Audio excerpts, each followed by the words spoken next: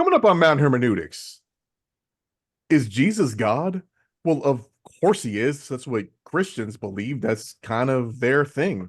And plenty of people have said it in the New Testament. But did Jesus ever claim that he was God? We're going to get into that. We'll break it down. So keep it right here.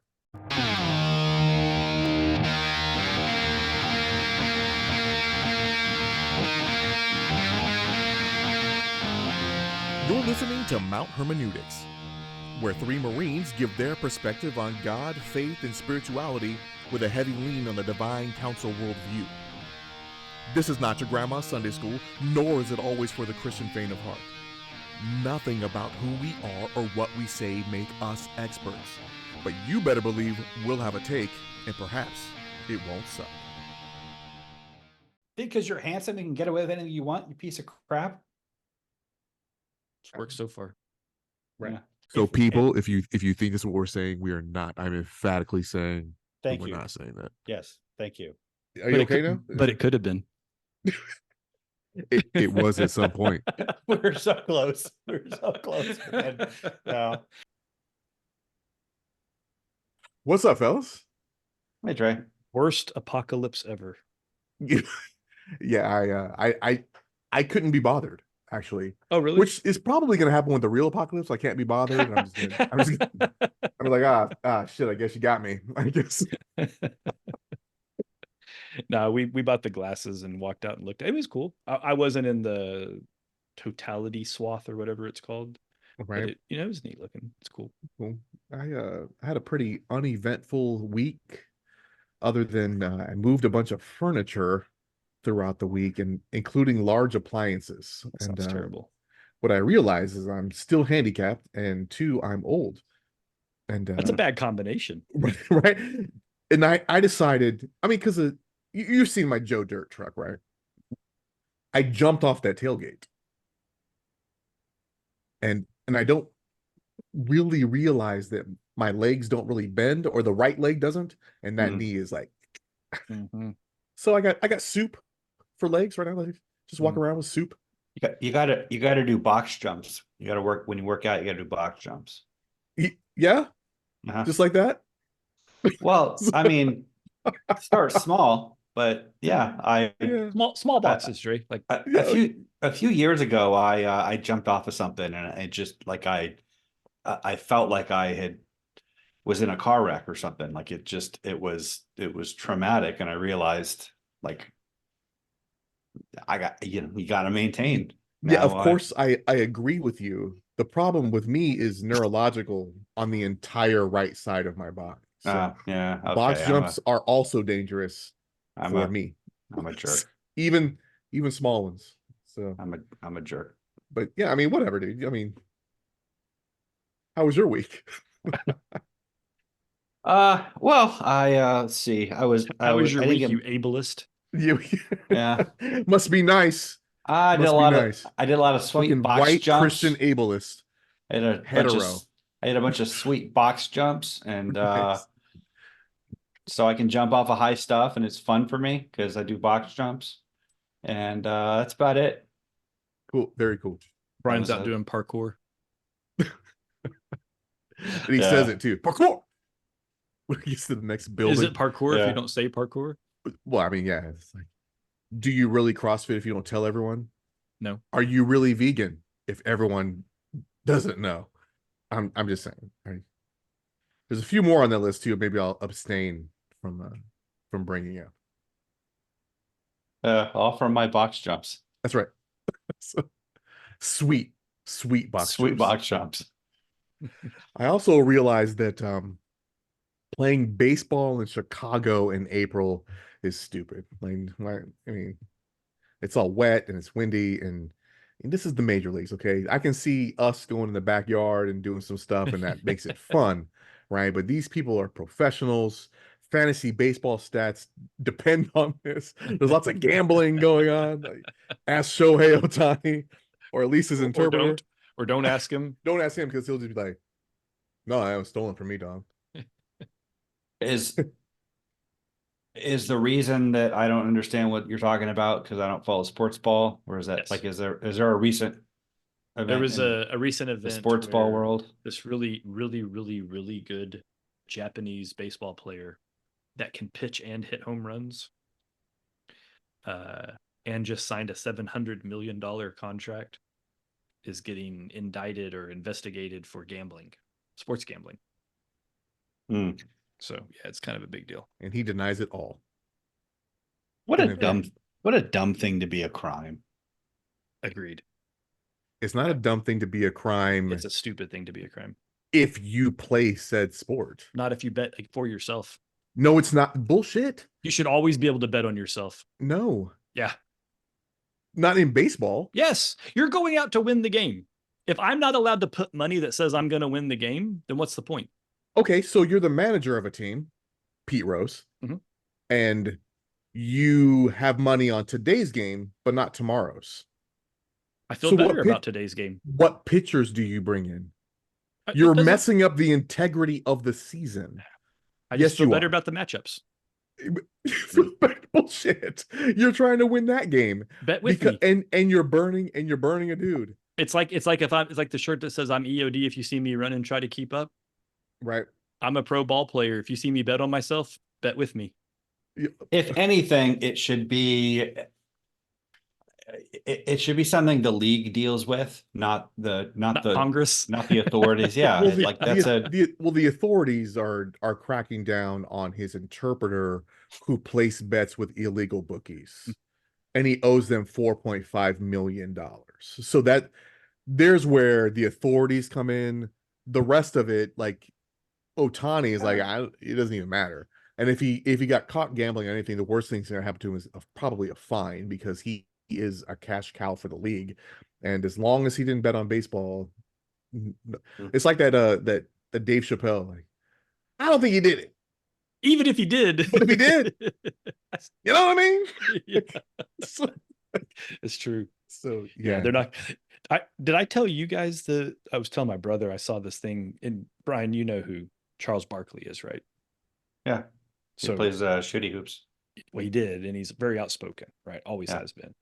Well, him and another one of the older players who's a coach now. The coach was telling the story on an interview, and he says the two of them were playing one game, and he was having a really good game, and he scores like 30, which was a big deal for him.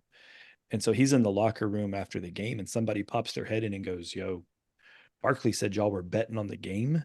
Commissioner wants to see you in his office tomorrow morning in New York City." And he's like, "What?" So he had to get on a plane and fly to the commissioner's office. So did Barkley. And he's trying to explain to the commissioner that what was happening was it was like, bet I cross you over, bet I take you to the rack. they're just trash It talking. was just trash talk using the word bet, and somebody overheard it. And Barkley was a known gambler. And sports gambling was highly illegal back then. And so Stern was having an absolute conniption, screaming and yelling and spitting and just angry, right? And he was like, "I'm leaving. I'll be back in 15 minutes with my decision. I might even throw you guys out of the league." Slams the door. Barkley looks over at Steven Jackson or Mark Jackson and goes, "I bet he doesn't throw us out of the league." Which I 100% believe Barkley said that. Yeah. Mark Jackson tells, I think believable stories. That's fair too. Yeah, Mark Jackson's not going to over. He's got so many good ones that he doesn't need to embellish any. But that one, I nonsense. bet he doesn't. Mark's like, bro. He's like, you fool! Like, what if he heard? What's a microphone in probably yeah, exactly. They're recording us right now. here? Yeah, right. I think this desk is wired. The FBI is listening right now. Son of a bitch. But I just came back, guys. We're recording a day late. Sorry about that. I ran down to San Antonio. My Aunt Peggy, who you both have met. Oh yeah. It was her 60th birthday. So shout out to my Aunt Peggy. Aunt Peggy. She wanted us to pop down and asked us to come down, me and John to come down and make sushi for us for her birthday. That's what she wanted. So that's what we did. Yeah. And she invited this couple of hers, friends of hers, to come over, and I'd never met him before. And older Japanese woman and her husband. And he introduces himself to me. His name was Hank. He's like, "Hey, I'm Hank." He's like, "Yeah, our son's a sushi chef." And I'm like, "Well, they go away." I'm the amateur of amateur sushi makers. Like, I don't need somebody with their son who's half Japanese. He's more Japanese than me, and he's a sushi chef. Go away. So Hmm. anyway, the sushi was Damn fun. it, Aunt Peggy, you bite this guy, Right. and then They you brought have it. me and John make sushi. Imagine the dude had showed up. I had to fight him. Well, you'd have to kill him Or with a just put katana him, blade, or just put him to work. right? Or yeah, Right. right. Like, Just be like, get your ass in here and roll. Hey, Yeah. yo, seriously, can you show me like tell me how you did that? That'd be see, you wanted to be violent. I just, I You would just have want just to learn gotten how to some. make sushi. I just would have gotten some sushi out of it. you're Yeah. so Christian. Oh, Right. thank you. I was so Speaking of defensive. Christians, this guy Christ, this He's- Jesus character. Was he a Christian? I mean, I don't know. I am what I am. That's what he is. He's like Popeye, right? That's what he said. Is it the same quote? I don't know. No, It's a little, you're looking skeptical. Like, it was a little different when I think oh Popeye was yeah, going for a different thing oh right, got than it. he wasn't. That wasn't So spinach doesn't give you superpowers and that was, godlike. well, it doesn't give you a deity. It doesn't give you self-existence. Oh, okay, very well. Well, So thanks for squaring that I away for me. I've tried. Popeye, Jesus, not the same. Not the same. Even though I bet Jesus could probably get those forearms going if he lifted. Yeah, but could he do Just some? But could he do some Korean magic and have his tattoo like jump off of his arm and like start like Korean pumping smoke? Jesus Korean already Jesus is does. jacked. Yeah. Yeah. So what are we talking about? So I had we'd watched a video, and the video had there's a young gentleman, Reed Choi. I'll link him in the comments. Maybe we'll get some cross pollination. He makes some pretty amusing Christian video reels, and he had released one last week, and in the video it was essentially him acting out some of the saltier kind of biting comments that Jesus had made in the Bible, and he took some literary privilege with the quotes. And the three of us were discussing it, and Brian, you made a comment to the, and I don't want to put words in your mouth, but you essentially said that it's a little off-putting when people overdo or overread or read too much into Or or read Choi over too much. or overestimate how much or how easily it or how simple it was or how overt Christ was in saying he was God. Um, and Well, go ahead. I I think what I said was like it bothers me when they reduce his message to that, when they make it when they make it seem like he was just walking around like publicly saying, "Hey, I'm God," and that was like, and reducing his message to that. Right. Right. So yeah, that was Yeah. Or not, or needing to give no reference on anything, right? Like, well, you don't believe that? Don't you know I'm God? Like, why would you argue with me? Duh, I'm God. Right. Kind of Right. like anybody who has a job and then says, I, as a Marine, why would you even question me on Marine tactics or Marine doctrine? Why, when maybe he read the doctrine and your dumbass never did that MOS and you don't know. So it's Right. you That's like it's saying all usually Marines are good at doctrine because they're not. right. Yeah, please. But yeah, I mean, it does seem like some of the jokes are reduced to just that. Like, well, Right. I mean, And I guess so. My pushback, I'm the one that pushed back on Brian that kind of caused us to kick this to well, the show. and I did acknowledge that this was a quibble on my part. Like I wasn't, Yeah. yeah, for sure. I wasn't as critical as it might sound like Ladies right and gentlemen, now. he's not that big of an asshole. He was just quibbling, and we're making a whole show out of it. Well, in fairness, and the three of us are all three huge fans of Reed. So, shout out to Reed. You got some good content, brother. Keep doing it. We think he gets it. You get it. Yeah, I'm gonna say you you like you're absolutely watching get it. Reed. He'll watch it when we tag him in it. Hey, Reed, give us a shout out. Give us a shout back on YouTube, brother. Anyway, I think what my response is that, and I kind of used the, when somebody's read and kind of pulled the thread on the divine council worldview that we've talked about on this show, many times. And for a new listener, I'm just going to real simply explain that it's the idea that kind of the tie between Genesis 6, Psalms 82, the Tower of Babel, the conversation both in Genesis, but more importantly in is it in Daniel, Brian? The second part of the second Tower of Babel excerpt. The second Tower of Babel What's the excerpt. where's the quote where it says that God scattered the kingdoms to the number of the Oh, sons of man, or the sons of God? that's Deuteronomy Deuteronomy. Thank 32, you. Deuteronomy. 7 through 9, where I had D. That's why I said Daniel. he divided the nations according to the number of the sons of God, but Jacob is his portion. Yeah, but when you start linking all of those parts of the Bible together, and you get the this more supernatural view of the Bible story with it, that's been referred to and coined as the divine council worldview, as coined by Dr. Michael Heiser. So just that's real quick for a new listener, somebody who just found us today, and please look those verses up and click back through some of our. We actually go deeper into divine council worldview in a few of our earlier episodes. But anyway, the point I was trying to make is that when one sees the divine council worldview concepts, you then read it into the Bible in many places that you would have never read it otherwise. And my point is that once a person knows and acknowledges and accepts that Jesus was the Son of God, it seems a lot more obvious in some of his subtle commentary that he makes that he actually did say it a whole lot.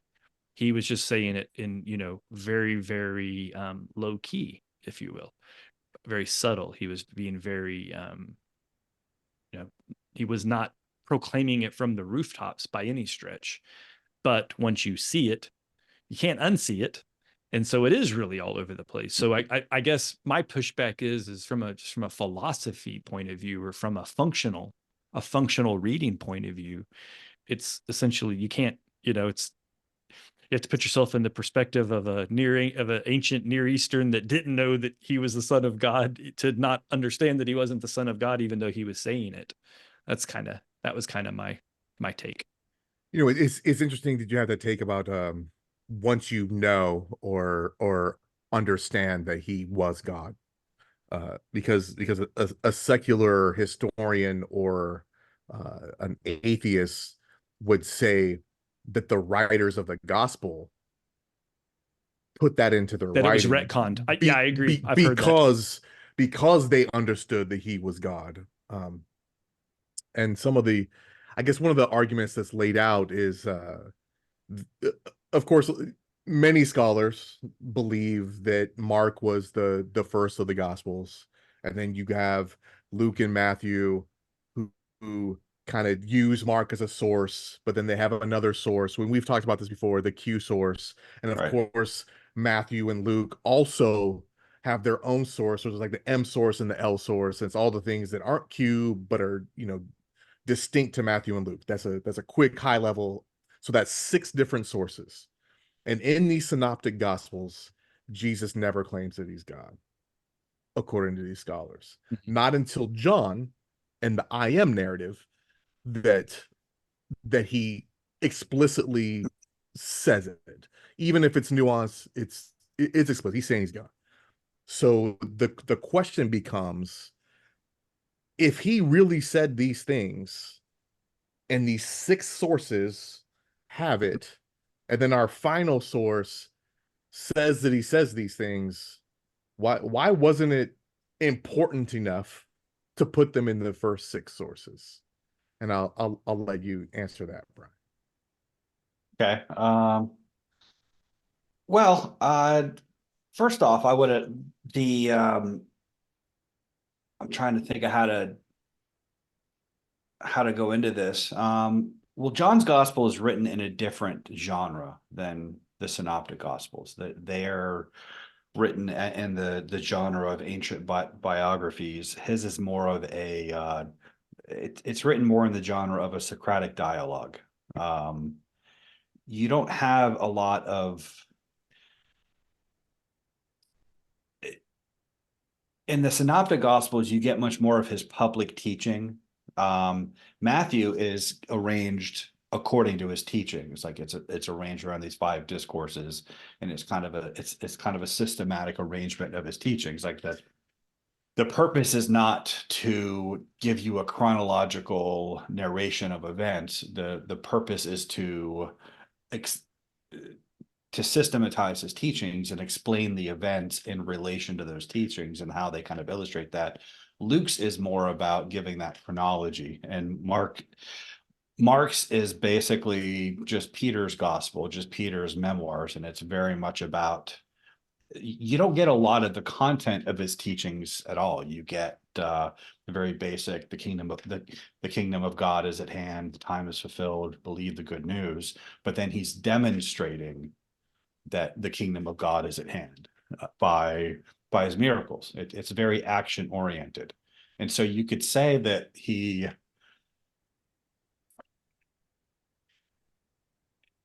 and as we've discussed before, he's not actively telling people that he's the Messiah. He's kind of laying out breadcrumbs for them to realize that. And in fact, when people put the question to him directly, even friendly questioners like the disciples of John the Baptist, are you the one who is to come, or is there another? And then he says, go back to John and report what you see and hear. The blind receive sight, the lame walk, the dead are raised.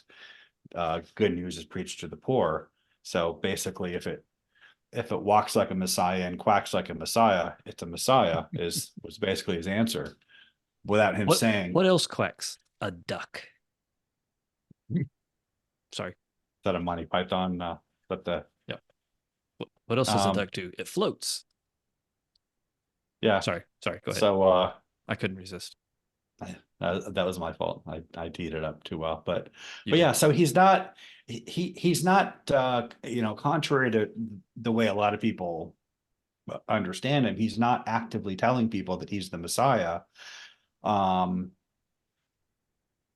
but he wants them to figure it out. And in John's gospel, you have his telling of when he fed the 5,000, when they did proclaim him to be the Messiah, but it was for the wrong reasons. So he rejected them. That's when he started telling them things to deliberately offend them, so they'd go away. He said, you're looking for me not because you saw the signs, but because you ate the loaves and had your fill. So the synoptics, you've got, he's not announcing this until his final week before the crucifixion, when he rides into Jerusalem on a donkey in fulfillment of the prophecy of Zechariah 9 that says, Jerusalem, like your king comes to you gentle, riding on a colt, the foal of a donkey. That was Jesus basically explicitly declaring himself to be that king foretold by Zechariah, i.e. the Messiah. And the Messiah was widely, although not universally, understood to be God incarnate. Like when you read the Old Testament, there's all kinds of oracles and visions and prophecies about this time when God rules visibly on earth. And you also have all these prophecies about the Messiah ruling God's kingdom on earth, and the descriptions of God ruling and the Messiah ruling, they overlap in a lot of ways, so that by the time before Jesus was born, by the time like First Enoch was written, people understood that the Messiah would be God incarnate ruling on earth. And that's, when we've talked about First Enoch, book 2, the book of parables that talks about the Son of Man, and a lot of the image that you find in the Gospels that Jesus uses about when the Son of Man comes, and with legions of angels with him, and he judges between the nations, judges between the sheep and the goats. You have a lot of that imagery in Enoch that Jesus is invoking. So, like before Jesus was born, if a Jewish rabbi invoked the title the Son of Man, people knew exactly what they were talking about. He's talking about the Messiah. He's talking about this figure from Daniel 7 that Daniel saw in his vision. after these four, he has in Daniel 7, he has a vision of just for people who aren't familiar with this, he has a vision of these four beasts that represent four empires that will rise and fall before his final vision, which says, in my vision at night I looked, and there before me was one like a son of man coming on the clouds of heaven. He approached the Ancient of Days and was led into his presence. He was given authority, glory, and sovereign power. All peoples, nations, and men of every language worshipped him, and his kingdom is an everlasting kingdom that will not pass away. So he's one like a son of man, which means a human being. He's in the presence of God, being afforded honors and worship that's only appropriate to God. And when it says he's coming on the clouds, that's a description of divinity. In the ancient Near East, that's when they talked about Baal. He was the rider on the clouds. And then in the Psalms, they use that language of Yahweh to say, no, it's not Baal who is God, it's Yahweh. And so that kind of a description being applied to the Son of Man, that's a sign of divinity, along with just being worshipped. So by the time Jesus arrives and he talks about the Son of Man, it's invoking this concept that they already had established, that he was the Son of Man. He wasn't openly announcing until his final week, and then he was pretty explicit about it. And so I think it's a pretty clear cut slam dunk. Yeah, he did declare himself to be God, but it wasn't quite that simple. It was, he declared Right. himself to be the Messiah, and So the Messiah was understood to be God.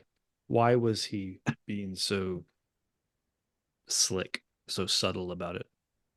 What's the value there, rather than just walking around saying he's him?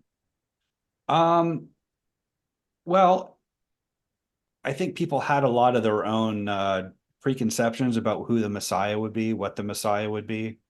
If he just went around saying, I'm the Messiah, well, first, there were people doing that all the time.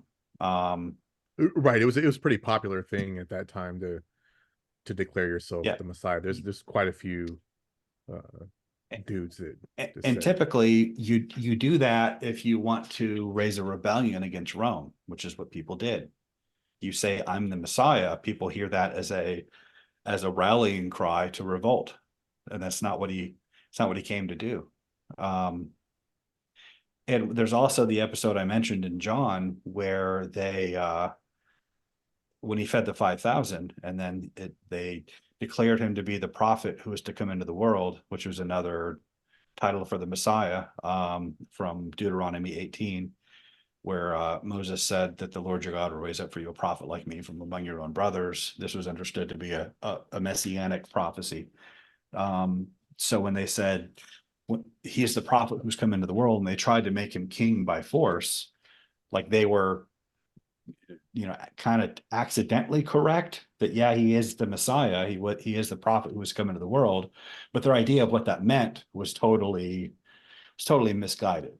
And you kind of see this same pattern in throughout the Bible.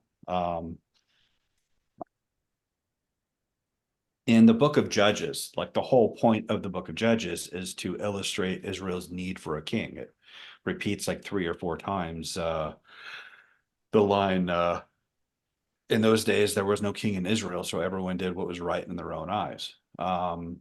So God wanted them to realize their need for a king, but in the book of Samuel, they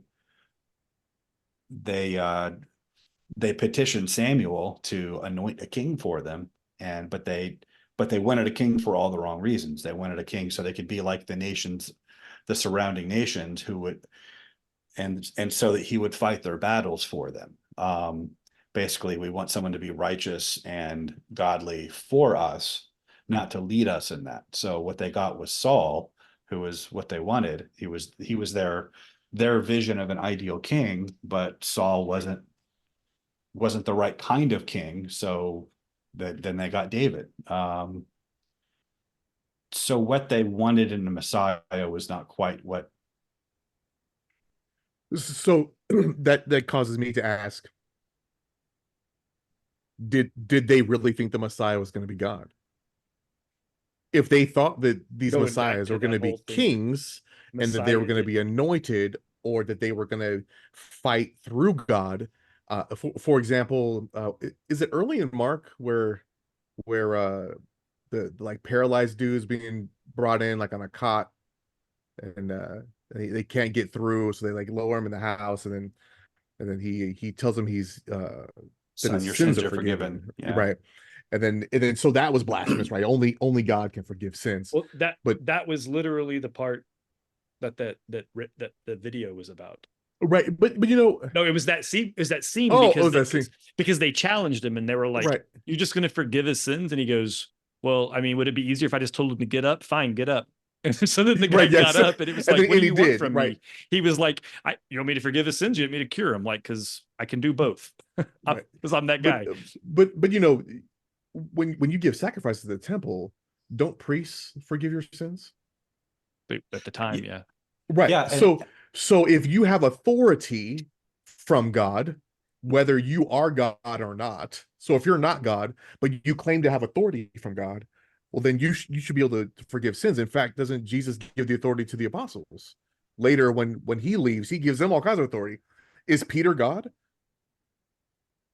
yeah, No. I think that's a good point. Eh, And it kind of plays, and it kind of goes back to what I was saying before about how he wasn't going around saying, I'm the Messiah.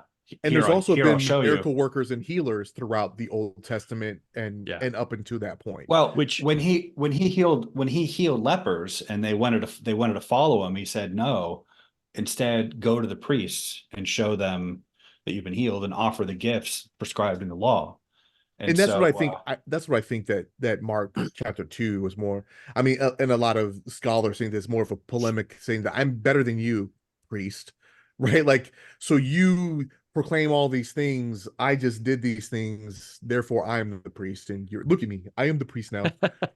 see, And I don't even think that was it. I don't think it was I- even when he I'm saying said, that's scholars, man. That wasn't from me. right. That's not my idea. Listeners, these are not my ideas. Okay. But but the views expressed by Andre are not they're like Andre's nor Well, they're like those of Mount fuck that Hermeneutics. but when blaspheming. But when he said, and I think we need to be clear about what's going on in this passage, because it is so. It's striking for sure. Well, so he says, "Son, your sins are forgiven," when they lower him in to be healed, and then the teacher of the law are scandalized. Who can forgive sins but God alone? And then Jesus says, which is easier to say your sins are forgiven or get up and walk? But so that you may know that the Son of Man has authority on earth to forgive sins, I tell you, pick up your mat and walk. And he's healed and he gets up to walk. He wasn't saying so that you may know that I, Jesus of Nazareth, have authority on earth to forgive sins, because he's not telling people he's the Messiah. In fact, when the demons recognize him as But the he Messiah, forgave sins, so he is right? saying that. I mean, I'm getting to that. okay. I see where you're going. I understand that. I understand the objection, but I just want to make it clear, just so we understand what's going on. He is not saying I am the Son of Man at this point.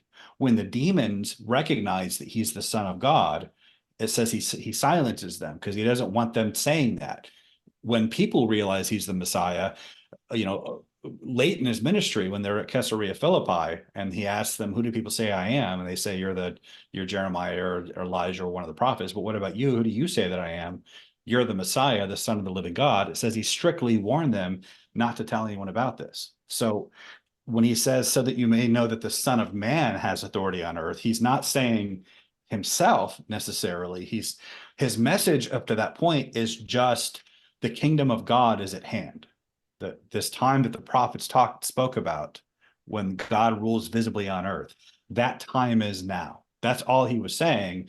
His own role in that, he was not explicating upon. And when he sent his disciples out in twos, they preached the same message and were doing the same things. They were preaching the gospel. They were raising the dead and driving out demons and healing lepers. So basically they weren't claiming to be divine either. I mean, they weren't saying I'm the Son of Man. They suspected that the disciples suspected that Jesus was the Messiah, but they didn't know that yet. And so, all of that boils down to he's not, his own identity is not part of his message at this point. It's only that the And authority of God and that some would this, say that he didn't do that because he wasn't ready to die yet. But if he would have ran around saying that early, then they would have proclaimed him king, and the Romans would have killed him on day 3, and not. I, that might be a part of it, but I think it's So more. it's just not very strategic to.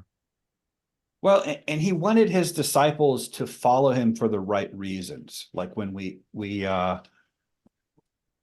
talked about the parabolic discourse in Matthew last week, where he in Matthew 13 he tells them parables, and they ask him, why do you speak in parables? I give you the secrets to the kingdom of heaven, but to the rest I speak in parables, so they may be ever seeing but never perceiving. Like he's trying to get something through to his disciples. He wants. Is He's that not. like one of those Hallmark movies where the millionaire goes to the small town, and he wants the librarian chick to fall in love with him, So he but doesn't tell her that he's a he prince, and doesn't tell then he's a cajillionaire, right? Or like he's not the Prince of Zamunda, and, and wants to have genuine love, to genuinely follow, and then they'll let her know, like, oh, by the way, you're good, like forever. I Is think that there's a? some. I think I there's know something I to know that that. that's a Yeah. silly it's reference, but silly, but I think you're right. I think there's something to that also, because if he simply walked up and said, yo, I'm God. I'm the Son of Man, I'm the living incarnate, embodiment of Yahweh, and then he got anybody to believe it, that's all they would have said. They would have just run around saying, this is Yahweh, this is Yahweh, this is God, and they wouldn't have listened to anything he actually was saying or doing. Right? He was, because I mean, that one, I forget which verse you were just quoting, Brian, but it was when he says, go tell them what you saw. They're like, are you the son? Are you God? And he's like, I don't know. Go tell the priests who I am, what you've seen. Let them tell Well, you Well, because what they'll just know what that happened, means, right? right? Or Yeah. they're supposed And to know. and he was doing that he was casting the net, right? He was trying to draw everybody in so they would see for themselves what was happening, which I think is actually a lot more this, in my mind's eye, the methodology that Christ used speaks heavily to free will, and to uh God wanting us to see and make decisions on our own versus simply obeying an order, because people of that time were very conditioned to just follow the orders of the high priests. Right? High priest said something, that's what you did. yeah, And if it's Jesus had it's established himself as a high priest immediately and did it through divine right, they would have been robots. They would have been automatons that just mindlessly did anything and everything that he said. he wanted people to follow him out of genuine faith, Right. not law. Right. Yeah, Um, what's your answer to that, Ermin? Huh? Huh, Bart? Ermin, not Irvin. Right. um, that, yeah, that's that's how I take that, though. I feel like it's very consistent with the free will view of yeah. of God. And you guys have heard And my Superman analogy. The one that I don't believe, or the other one? Which one do you not? I'm beginning to buy your Superman analogy, because there's a couple of documentaries where there's like black people that said that some Jews who wrote that stole them from old African gods. So because black people said it, now you believe it? Well, yeah, I'm black, man. I don't know.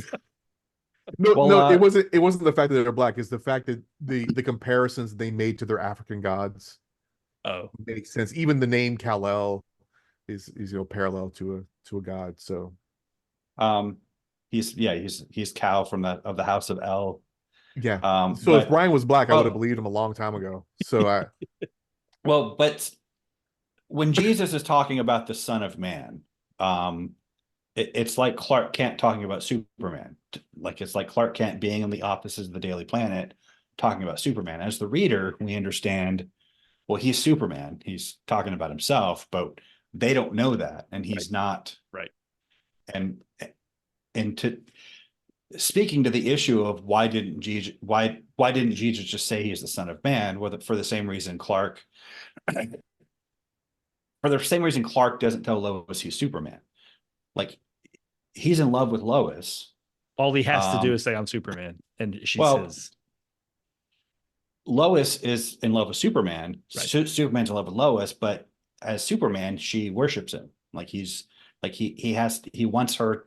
He doesn't want her to love him because he can fly and lift cars and do super things. He wants her to love him for who he really is.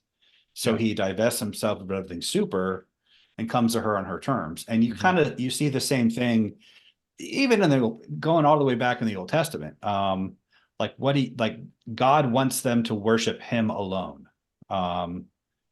What does it mean to worship God? We might think the answer is obvious, but to ancient people, you worshiped a god by bowing down to its idol. It was an image, or it was their gods were personified forces of nature. Like you don't have to, like you don't need faith to believe in your God. You can look outside and see the sun. Well, that's the sun god, or the storms that water your crops. Well, that's the storm god. But God forbade them to worship anything in heaven above or on the earth beneath or the waters below, to worship it and bow down to it as him, as any other god or representing him. He told them when they go into the promised land, and before they choose the one place of worship where the temple would be, when they worship him, not to use a tool on any stone uses in an altar. Just use an altar of untouched of unchanged stones, or a mound of earth, because he didn't want any kind of human artistry or imagery or imagination associated with him that would that might replace him in the minds of that might become And the people's and we've concept done of that, God. right? I mean, just Totally, yeah. close your eyes and think of Jesus. There's a couple of paintings that you would believe that's what it would look like. Same with Satan, right? Like we have an image of Satan, sitting on his throne with his red skin and his horns, basically looking like Legend, right? And or the Sky Daddy imagery of God the Father. Yeah. So So so we failed, even as Christians today, we've already failed at that task. Um, so the question is, well, how do we know him? What is it we mean when we say we love and worship God? How do we even, what content do we even attach to that name or that identity that we worship him as that? Um, well, it's in his laws. It's in his values and the character of that is revealed through his laws and through the narrative of his intervention in history. That's how we know him. Um, by that same token, what does it mean when we say Jesus is God? Um, in what sense is he God? Like if we had a toenail clipping or a lock of his hair or an eyelash from Jesus, would it be appropriate to worship it, to put that on an altar and build temples around it, and to worship that as God because it was his? There's a lot of Catholic churches that have done just that. Yeah. What do you think that's appropriate? I don't. Well, they don't even do that with they do that with saints. Right. Right. They don't even got to be, it ain't, it's layers below that. Yeah. I don't think it's appropriate, but I don't think, over spending that much time and energy on earthly things is the point or relevant or has any tangible value. that's my take. I mean, it's a super anti-Catholic take, obviously, but you know, I'm not into that, and my personal feel is that Jesus specifically would be highly bothered, offended, and frustrated and infuriated all at once by that kind of behavior. Yeah, I think addressing the question of is Jesus God, and what does it mean that he is God, and in what sense is he God? I think you have like the entire Old Testament that you have to kind of build on to arrive at that answer. I think there's a reason God spent centuries speaking through prophets and drilling it into them that not to worship idols, not to associate any particular object or image or force of nature or human artistry or anything with him. This, like, there is no um I mean, it'd be like just worshiping anything, right? Like if he created all of it, then like worshiping a tree or the river or the sky. What are Well, you, and what are yeah. you doing? I think conversely, I think the word worship is the question, because I think being respectful to and paying homage to For sure. any and all creations or parts of creation, I think is Which appropriate. is why we don't kill, right? Like this. Right, right. I mean, even as a hunter, and I really, really, really like the first year or two that you start hunting, you kind of just are like, guns are free, and guns free, not guns are free, right? Like you're just like, oh, this is great, I'm shooting things, but then you start really realizing I'm not going to eat that. Like I don't like there's specific ducks I don't like the taste of, so I really limit my duck hunting. I'll goose hunt a lot more often because I enjoy eating goose. Um, and I know a lot of hunters that'll hunt and then they're like, who wants these? Because they didn't really come to hunt, they came to shoot. Right, they came to kill. I mean, there's different types, and I'm not casting aspersions on some hunters, but like I feel like at some level it's just disrespectful, right, to indiscriminately kill animals just for the sake of killing, unless they're mice or insects. Or something that can I mean, those are things that spread diseases, though. You're protecting yourself Yeah, against those. I mean, even if they did, I'd probably still kill them because they're tearing up my house and eating my rice, and So again, you're defending yourself. Like yeah, it's yeah. get out of my house, fool. I mean, But I don't purposely stomp on snails, right, but I won't lose sleep if I step on one in the dark, right? right, Like that's Yeah, you guys are talking about man's stewardship over nature. right, and that's why yeah, that's yeah, why for I said sure. I, And I that's said what that was there's the a distinction he difference. was Yeah, I making, said right? Right. there's a distinction between worshiping and being respectful of and paying homage to. Right, Yeah. Because there's now there's people that marry trees, right? You see that on Yeah, with the death of Christianity, we're your degenerating back into paganism, and ecosexuals, they're like called. it should seem obvious. It is obvious to most rational people today that that man is above nature, but the Jewish people were really unique in the world for that belief.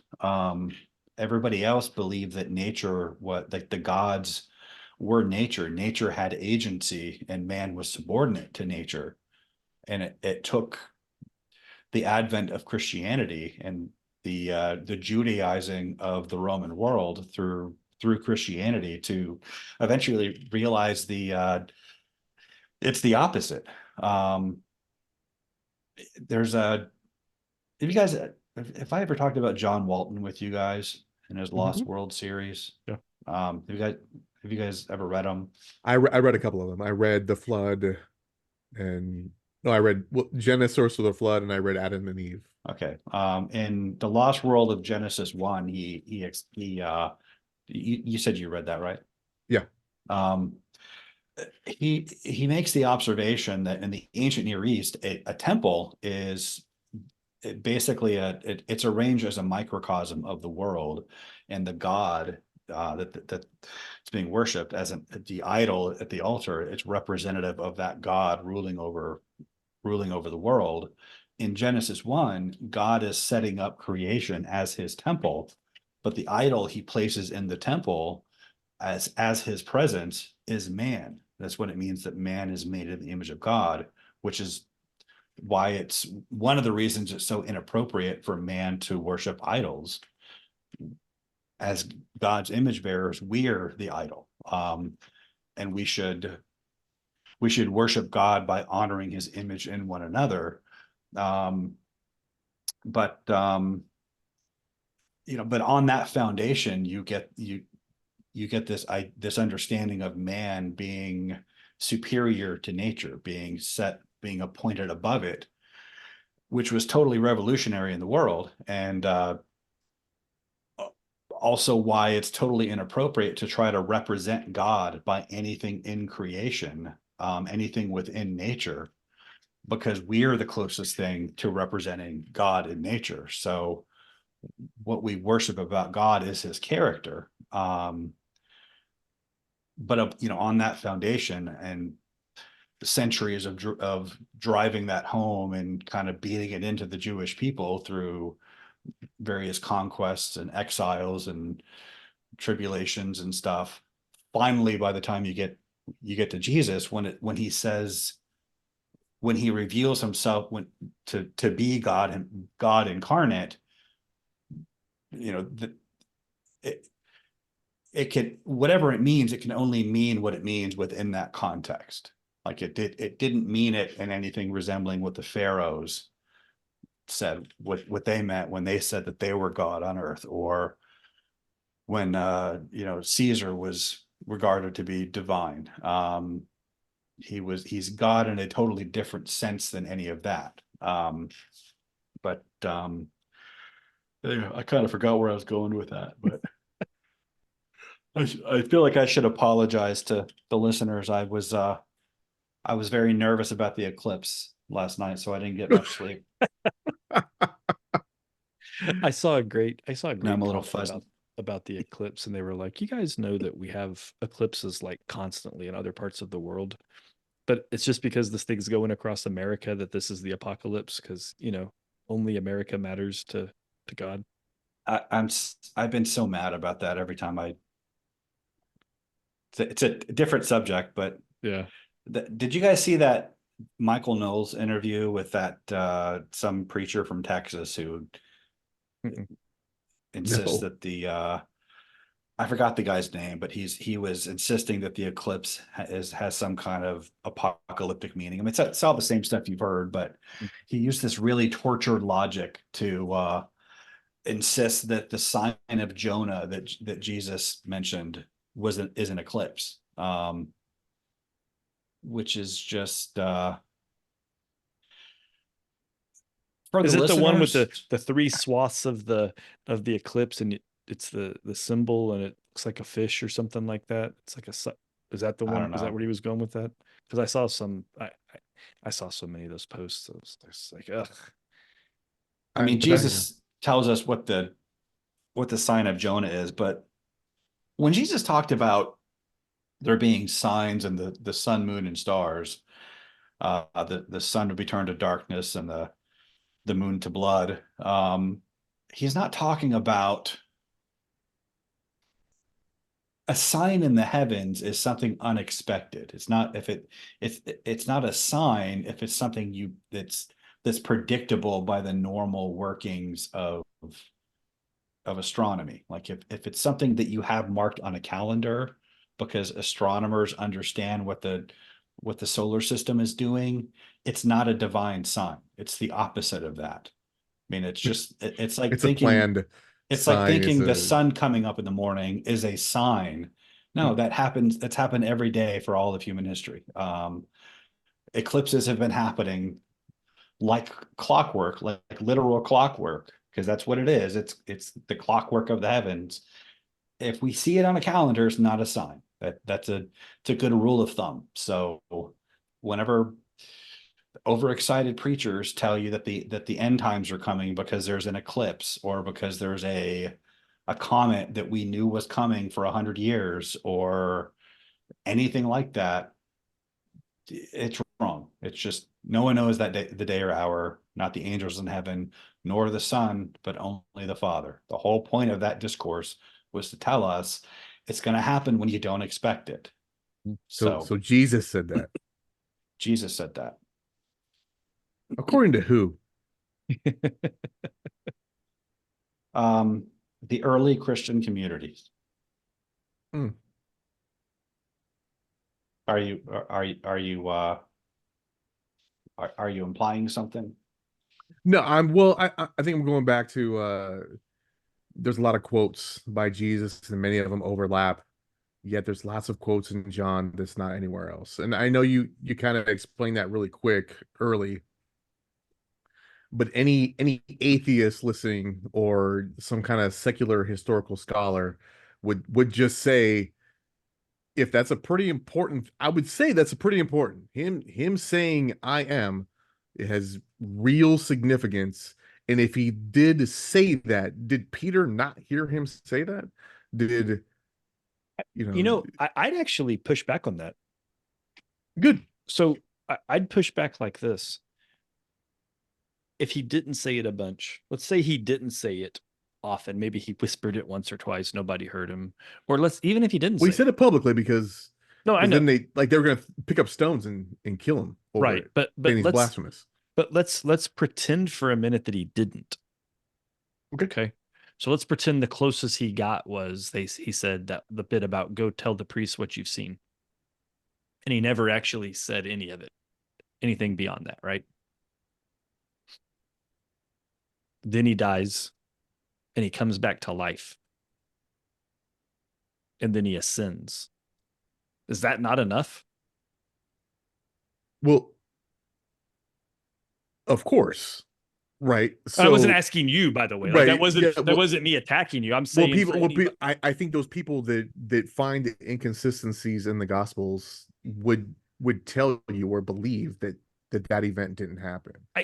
So here, and that's fine, but Right. that's going back to somebody who's looking for an Right. And impossible. that does prove why later Christians believed that Jesus was God, right? And or that he ascended to become God.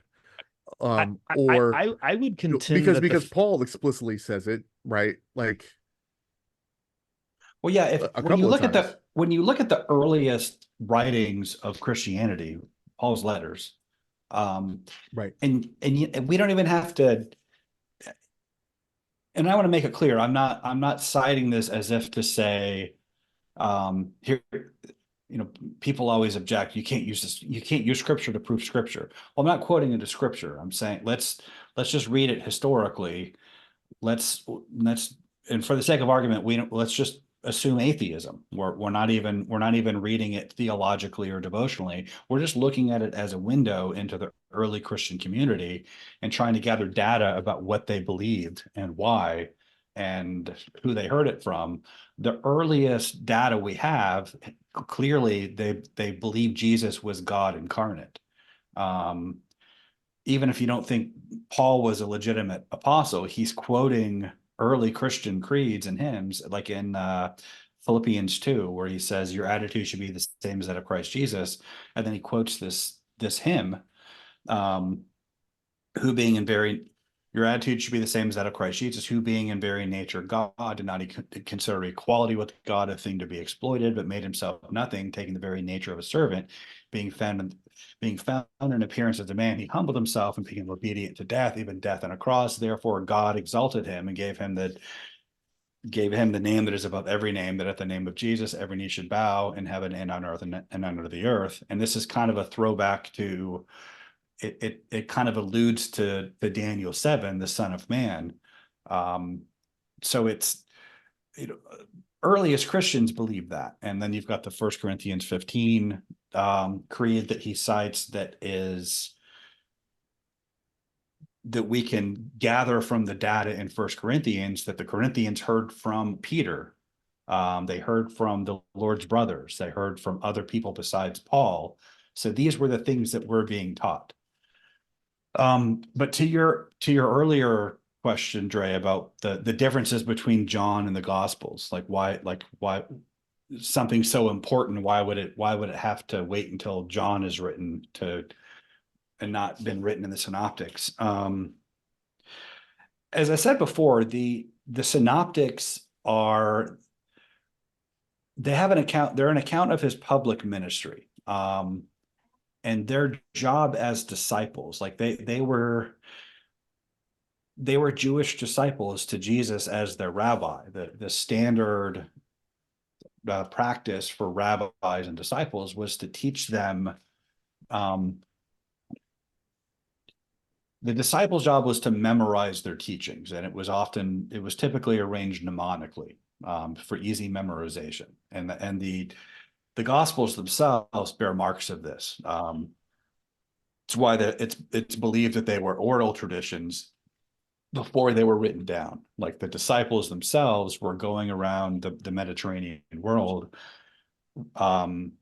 reciting these teachings to people, and then the churches themselves would memorize that, and that's why you have a lot of the same material in the Synoptic Gospels, because you've got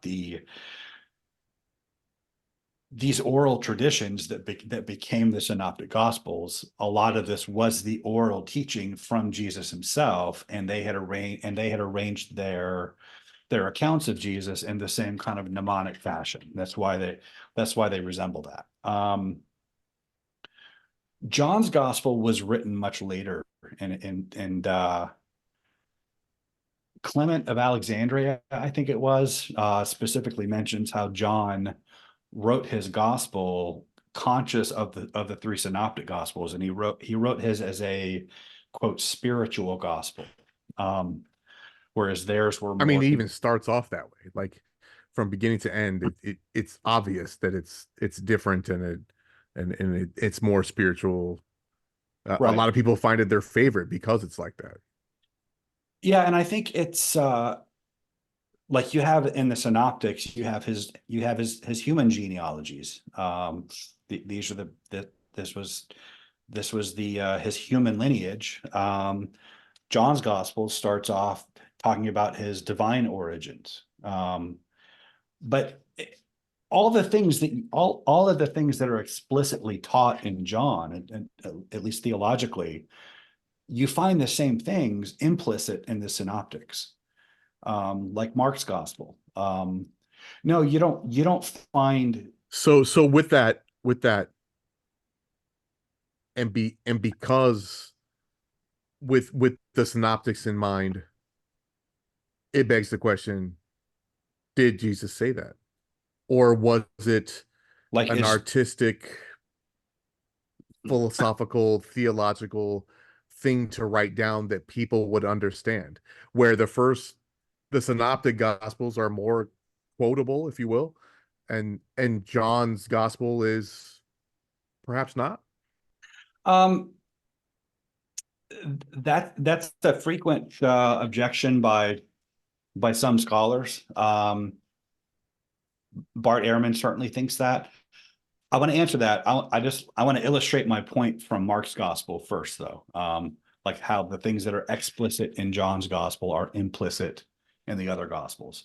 Like Mark's gospel, and actually all three of them, but Mark in particular starts But are off. they implicit, before you start?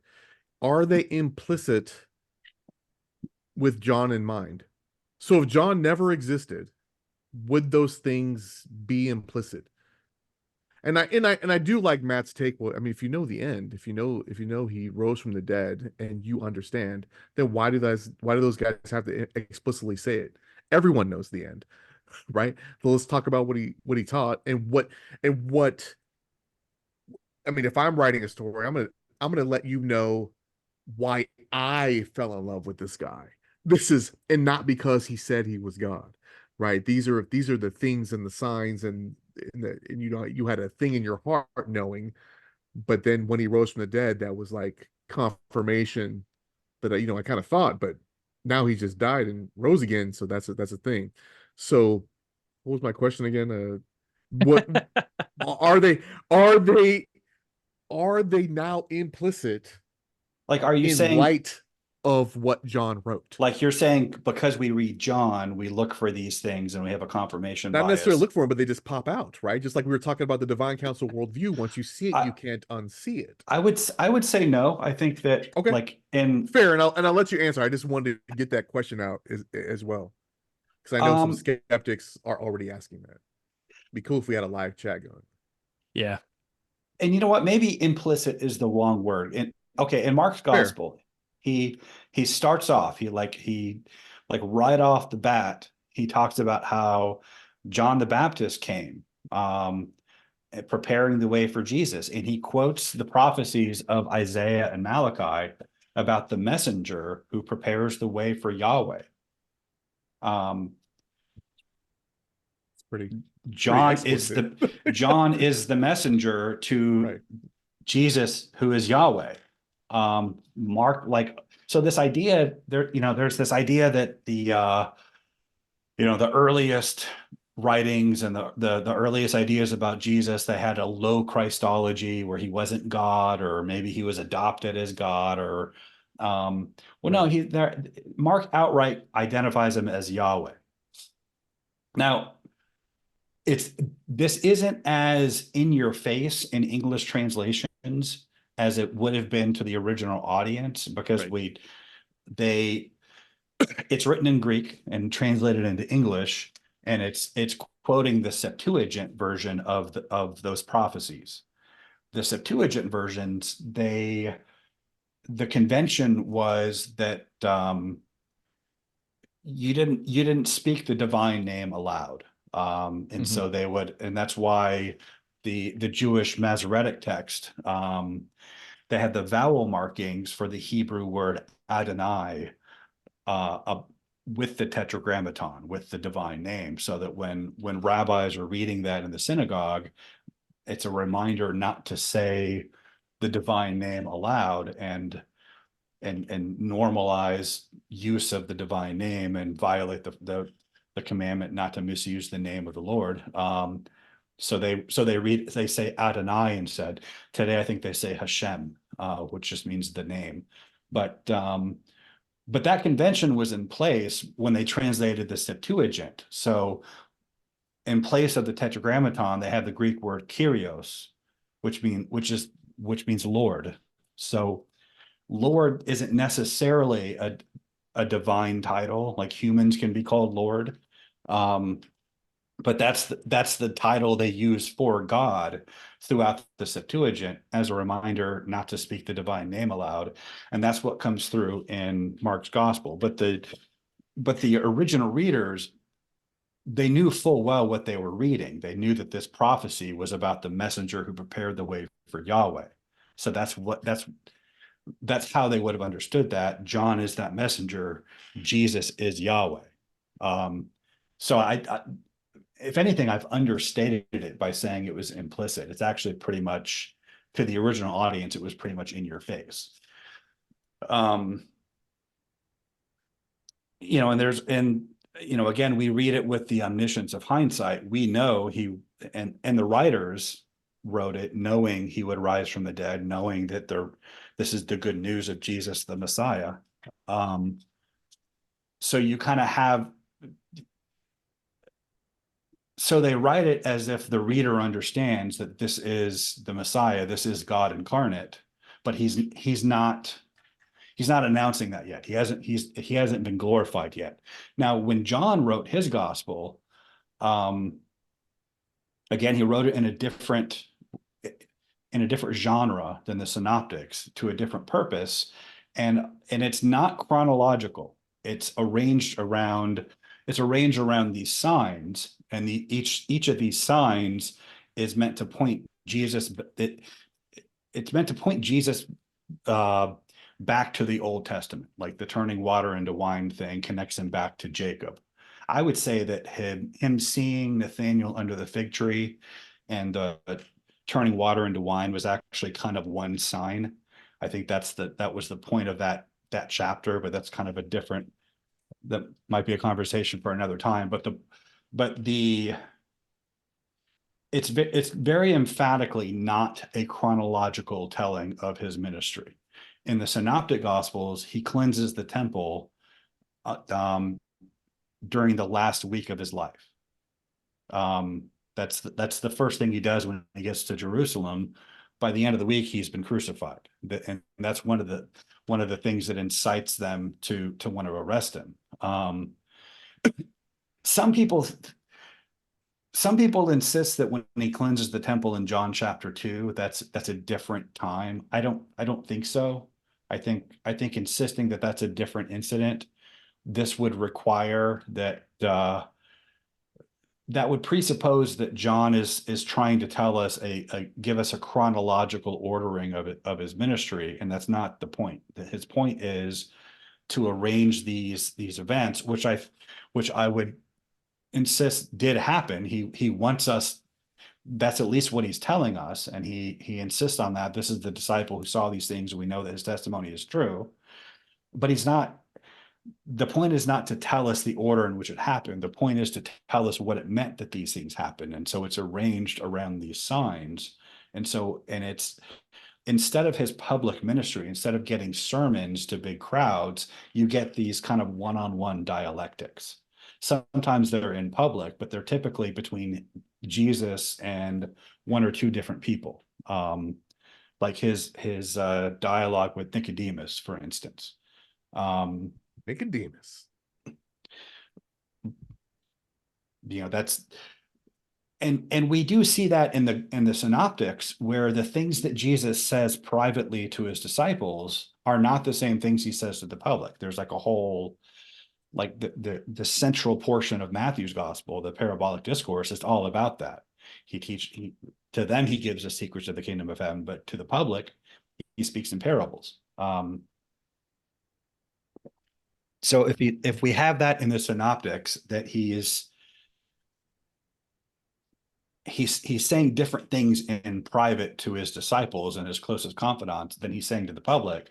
And if John's gospel is all about him having these private discussions, well, then it's really not a contradiction. It's just a different focus. He's just homing in on a different aspect. That's a fair point. I was actually gonna, Dre, to answer the first part of your question about the synoptics having differences and whatever. I still have the feeling that makes them more legitimate, because four people aren't going to write the exact same book. You know what I mean? They wrote things, and there's things that are different in this one versus that one, and some of the quotes are subtly different. And it's like, well, that happens whenever people write things down. You know what I mean?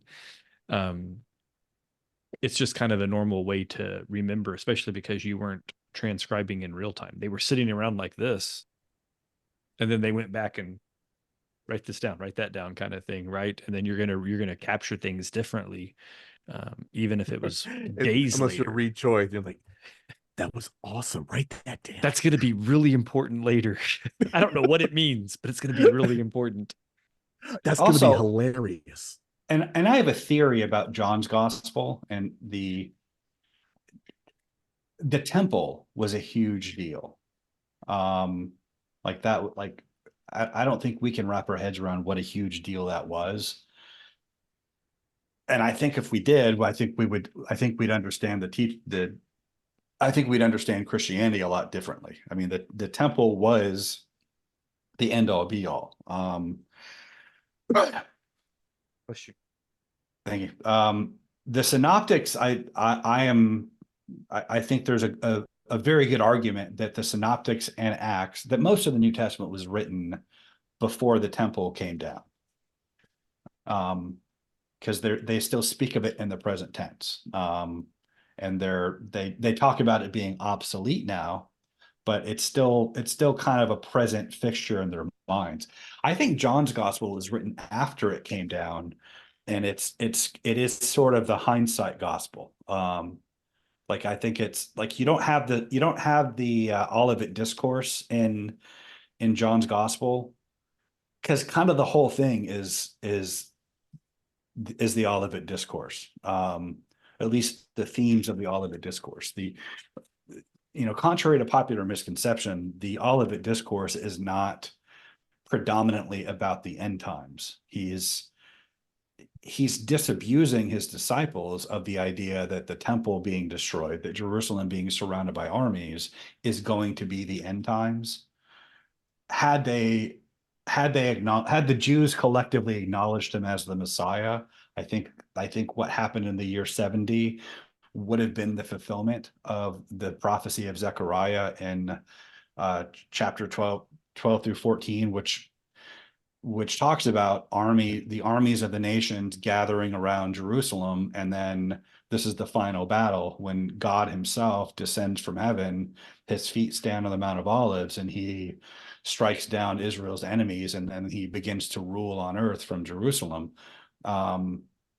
So naturally, if there are armies surrounding Jerusalem, the Jews are going to see that as, all right, well, the end is here. God's going to show up any second now, and the Messianic age will commence. The Olivet Discourse is Jesus telling them, no, that's not what's going to happen, because they've rejected me as the Messiah. They will not see me again until they say, blessed is he who comes in the name of the Lord. And so, okay, well, and he also tells, when his disciples in privately acknowledge him as the Messiah, he says, and then he tells him he's going to be crucified, and Peter says, no way, this will never happen. No, this will never happen to you. And then Jesus rebukes him, and then he tells them that anyone who comes after him must deny themselves, take up their cross daily, and follow me. And basically there's a cost of following me. But nobody who does so will fail to receive 100 times as much, and in the age to come eternal life. And then he says, I tell you the truth, there are some standing here who will not taste death before they see the Son of Man come in his kingdom. So this is often taken to mean him declaring that the second coming will happen before they die. I think he's talking about the transfiguration, which happened a week later. But my point about the Olivet Discourse, he's disabusing them of this idea that the temple will correspond with his advent. You'll see the signs that the temple is about to come down, but about that day and hour, his advent, nobody knows. It's going to come on you like a thief unexpectedly. So there's a comparing and contrasting there. I think these were written at a time before the temple had come down. John's gospel was written afterwards, and so the entire theme of John's gospel is about how Jesus is the new temple and the church is the new temple, which replaced the old physical temple. And you kind of see that in his discussion with basically from the middle of chapter 2, when he cleanses the temple, up through his discussion with the woman in Samaria about Mount Gerizim versus Mount Zion. There was a debate about where the true temple was, and he was telling her that's a moot point, because the time is coming and is now here when the true worshipers will worship the Father in spirit and in truth. Yeah, and because that also jives with that part about I go to make a place in my Father's house. Right, exactly. Because that was one of our themes that we pulled on. We talked about heaven, because most people read that to mean he's going to heaven to make a house, to make up room for you. But the Father's house was the temple. And exactly. If he was making room, it was basically saying, I'm going to make it so that you can go in there and you don't have to ask permission and those kinds of things. Right. And like, as the Father is in me, I will be in you. The spirit of truth is going to dwell within you. Mm-hmm. And basically, like, you are the day of Pentecost is essentially a repeat of what we saw when Solomon consecrated the temple, and when Moses consecrated the tabernacle in Exodus 40, when the glory cloud of God's presence descended on the temple to dwell among his people.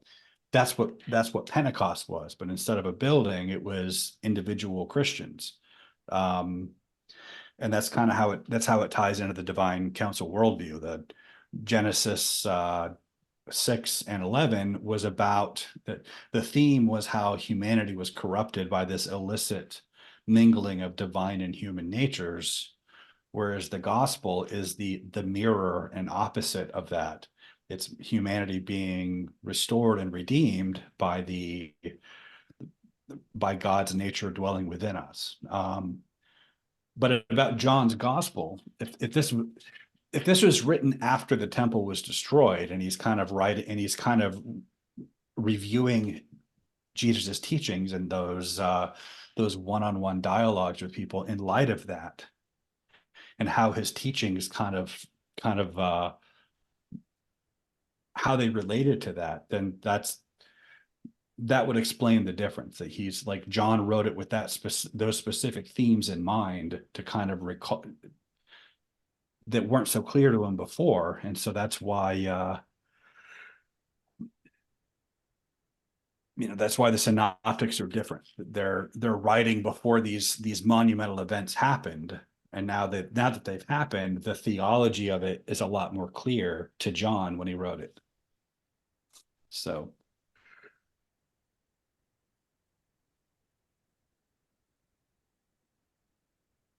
what do we think? I mean, I think coming into this conversation, wasn't really a dialogue to be right or wrong about, or to solve a problem. It was really more just to kind of pull a thread on a kind of a throwaway conversation that we had that we kind of thought made more sense to have out loud on the show. It is a bigger question to anyone who's not Christian. So I mean, that's one of the objections. Well, here you are thinking that this guy's God, and he never even believed that he was God. And your own book shows that he didn't think that he was God. And I think that we explained it well enough that that our own book does say that he said that he believed that he was right the Messiah. He believed it clearly. The question was really, did he say it? Did he and how declare, did he say it? When did he claim say it? it? Right. And yeah. It was, I mean, the people that followed him thought he did, therefore he must have. Like, but why they would were pretty just... dense about it, in fairness, because Sure. in fairness, they kept asking.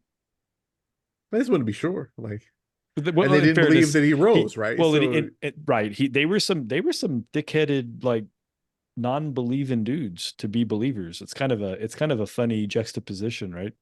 well, they just went over 1,800 years of this, right? So right. Yeah, and I think that speaks to the historicity of it. Like, if they were making stuff up, I wrote a harmony of all of the resurrection accounts. Like, I kind of combined all the four gospels and Acts, using 1 Corinthians 15 as kind of the skeleton for it. And there's an interesting kind of narrative that emerges. Like, Jesus did not want to appear to them in Jerusalem on Easter Sunday or the week afterwards. The women get to the tomb, and the angels tell them, he's not here, he's risen. Go to Galilee, there you will see him. And then they're like, and then the women report it, and everyone's like, what? You're nuts. They go to check the tomb, and he's not there, and they're and then there was bewildered. a race. Yeah.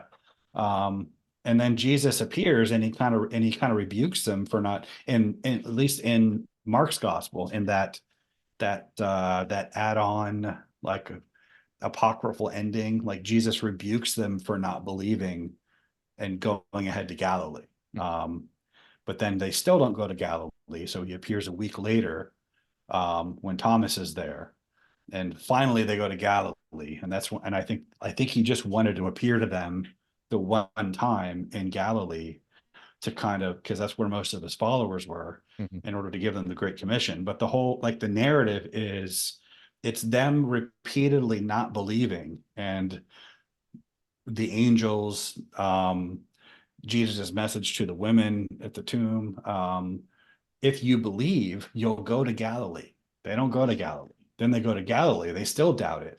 They're still, like, not getting it. But it's, like you'd think if they made it up, like they wouldn't be so consistently dense in their own telling Right. of it. They would have just been like, yeah, I believed it from the very beginning. And then to the 12, or appear to Peter. So that first appearance to Peter, that's in the creed. In Luke's gospel, he appears to the two disciples on the road to Emmaus, and then they go to the upper room, and then they hear from the disciples in the upper room, the Lord is risen, and he's appeared to Peter. So there's this emphasis on him appearing first to Peter, but there's no account of that. Like you never get any, like none of the gospels have that appearance to Peter. Um, it's part of the creed, but there's no elaboration. It's almost Not like, even Mark. yeah, it's almost like, and Mark has the fewest details about the resurrection appearances. All he doesn't even actually have any appearance in the oldest ending of Mark. He doesn't even have any resurrection appearances. It's almost like Peter was so embarrassed by it, like he was so humiliated for having denied him 3 times, that he, like, it He's like, was you're the cat that denied me 3 times. I'm gonna show myself to you first. And he's um like, ooh, sorry. well, whatever passed between them, whatever Jesus said to him, like he never, that doesn't show up in anything. Like it's almost like the most important part of the creeds, as they're telling, as they're building churches and initiating them into Christianity by teaching them this creed. It's the first person that's mentioned, because Peter is the most important member of the church at that point. Um, but there's no account of that, which is like, and again, if they were going to make it up, if these are just stories that they concocted, you'd think that would be like a priority to, like, why wouldn't they make that one up? Or some would say it's because they were obscuring the fact that James became the leader. So, like you just said that Peter became the most important person in the church, when in fact James was at that time the leader of the Jerusalem assembly for the Jesus followers. That even Paul, when he showed up, he had to make sure that he met with the man James. I mean, because he already knew Peter anyway. But uh, so, some will say that they're just obscuring the fact that Jesus had a brother and he took over, and it was a family lineage thing that finally died with Simeon, was it, that took over for James after he was, yeah, after he was killed. um, Do you have an answer for that, for or who that took line over of for thinking? James. Yeah. Well, that's a James Tabor. He's a that's his, he's a scholar who has kind of made that his main issue. I do think that there's something interesting going on there that Christians don't, I don't think, give due attention to. The fact that James, who was not a disciple of Jesus, um became the bishop of Jerusalem, like, and it was, and it passed to his next of kin when he died.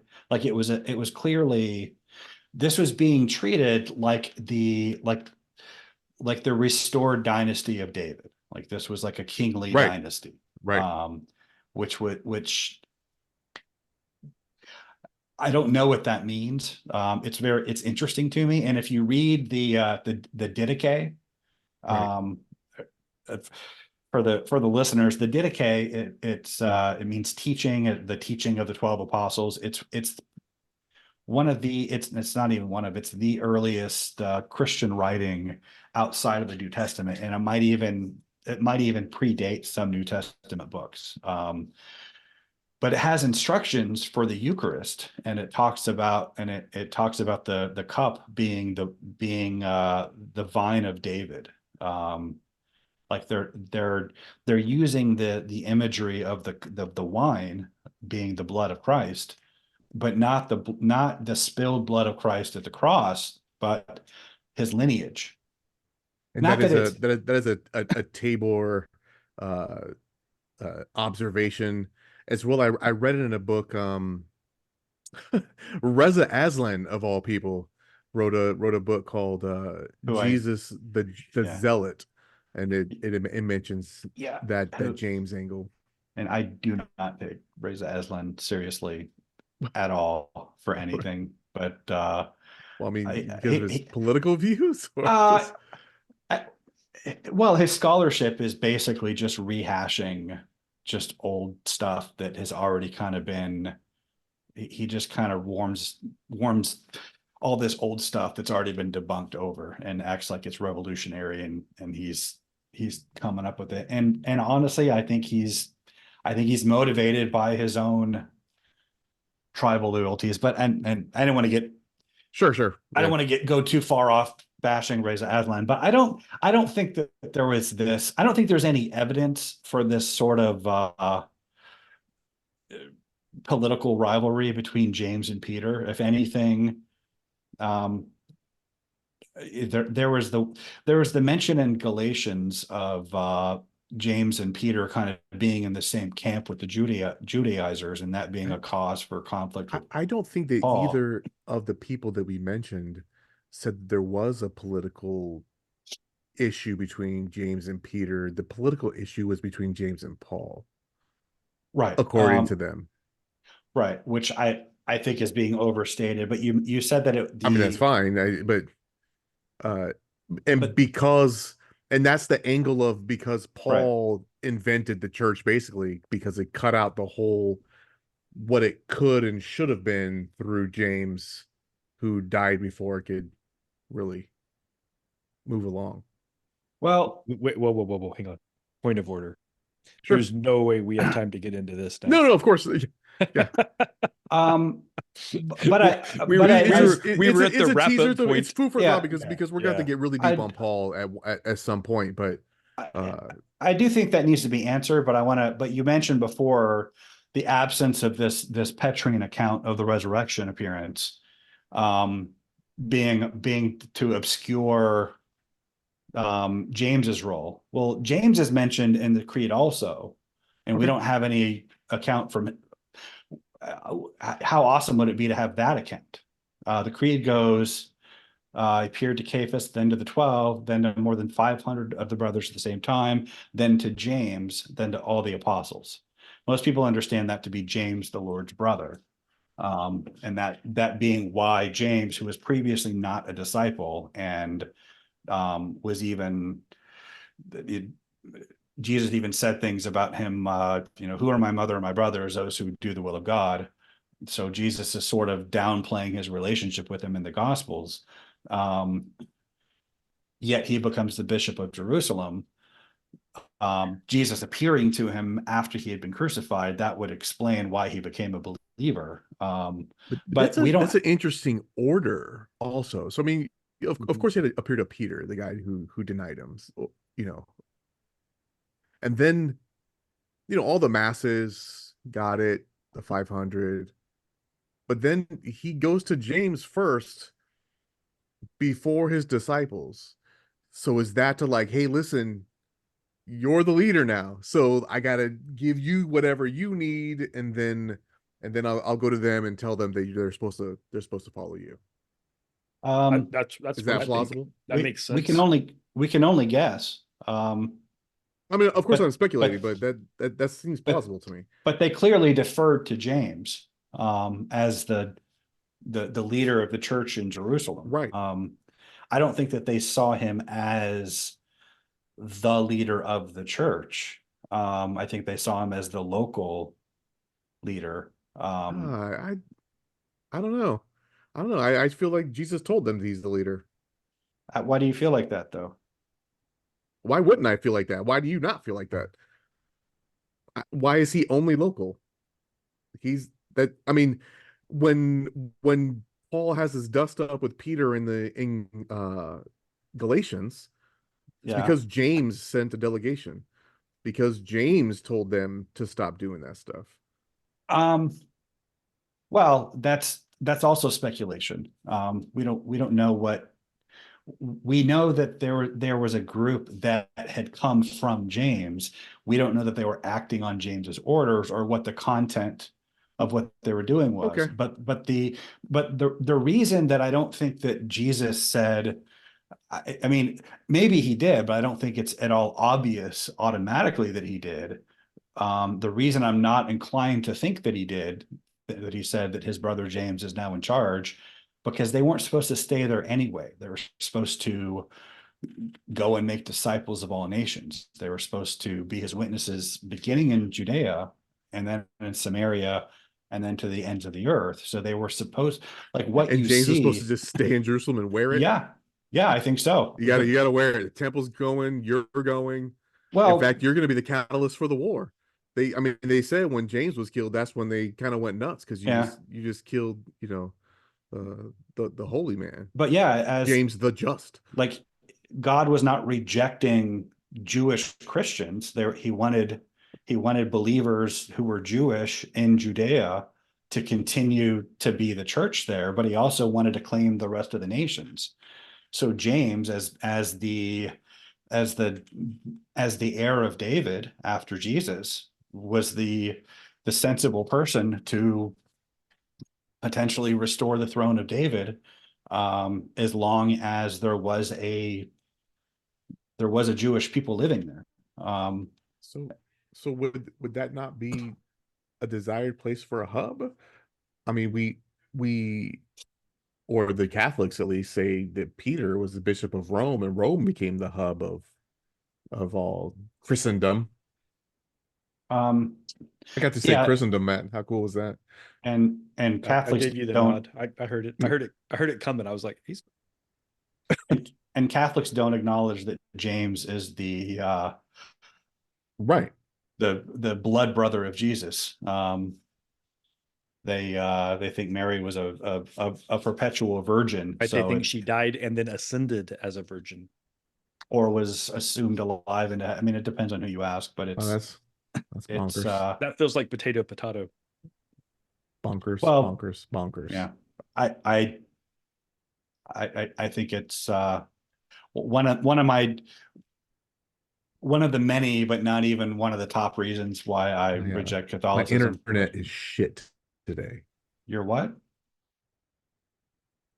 He said his internet and then he froze. Oh, that's funny. It's a good look. Yeah. You're back. You right after you cursed your internet, you froze, and it was kind of pretty well timed. So yeah, I think we went over plenty. Yeah, Yeah. I think we're good. I think that was Yeah. that was the show. so did we settle it? Did we Yeah, We'll let the viewers decide. yeah. I don't think we settled it, but I think we made a point. We made a clear case, and I think it was the And dialogue was there. You're so. free to read those gospels yourself to see if Jesus said it, meant it, claimed it, explicitly. I- I don't think it's a very good argument for atheists, is what I'm saying. yeah, The argument of saying that you believe something that Jesus didn't even believe himself is a terrible argument. You can have other arguments or other things and you don't believe it, but don't say that Jesus didn't believe who we think he is and call that, he didn't even believe it, you just made it up. That's where I land. I do want to get one. There was one little thing that would nag me if I didn't say it. It's kind of anticlimactic at this point, but we were talking about whether it was believed by the Jewish people that the Messiah would be divine. It it was mixed. I don't want to make it sound like it was just a slam dunk. Everybody universally thought that. If you read First Enoch, book 2, the book of parables, where it talks about the Son of Man, he is clearly a divine figure who is he's divine with God. So not everybody subscribed to what was in Enoch. Enoch wasn't regarded as scripture, but it was a good composite of what was in the Old Testament. The fact that, but the question of whether Jesus thought the Messiah was divine, well, he's in Jerusalem his last week. He's getting kind of pelted with questions by his rivals. They're trying to trap him or check his Judaism. They ask him about paying taxes to Caesar, about marriage at the resurrection, that kind of thing. And then at the end of it, he poses a question to them and he says, about the Messiah, whose son is he? And they say, well, he's David's son. And then he quotes Psalm 110, which reads, which is attributed to David. Yahweh said to my Lord, sit at my right hand until I make your enemies your footstool. That's God talking to the Messiah. So David asks if the Messiah is merely David's son, why would he call him Lord? And so the point being, obviously everybody and all Jews didn't regard the Messiah to be a divine figure, or Jesus wouldn't have needed to correct that. Jesus obviously did, and that's why he made that argument. So. Fair. Well, I'm glad you got that in. We wouldn't want you nagged. It would have been a little rock in my shoe if I hadn't. Got any closing statements, Matt? I was just gonna say, Swamp Feet 75, one of our longtime listeners, heard my secret code and responded in chat. So I've Swamp Feet, send me your email. I got a gift coming your way. Thanks for listening till the end. Pays to listen to the end, boys and girls. Attaboy, Swamp Feet. Swamp Feet. Hey, Swamp Feet. Apparently, I don't know who you are. You keep making comments referencing our history. I have a suspicion, but the person I suspect you are doesn't answer his emails to confirm. So it's probably him then. Yeah. So yeah. Anyway, thanks for listening, Swamp Feet, and everybody else. Everybody else doesn't listen till the end. Right. So leave a comment.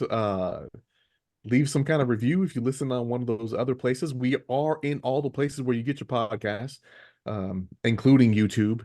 If you want to watch the video form, you can get me Instagram at SuperDre. And we got Brian and Matt also. You can go ahead and get with them as well. Yeah, I'm at thethirdhelix.com. I'm on X. Handles in the bottom. Yeah, there you go. So with that, I will say, stay enlightened, stay curious, and we will catch you next week. God bless.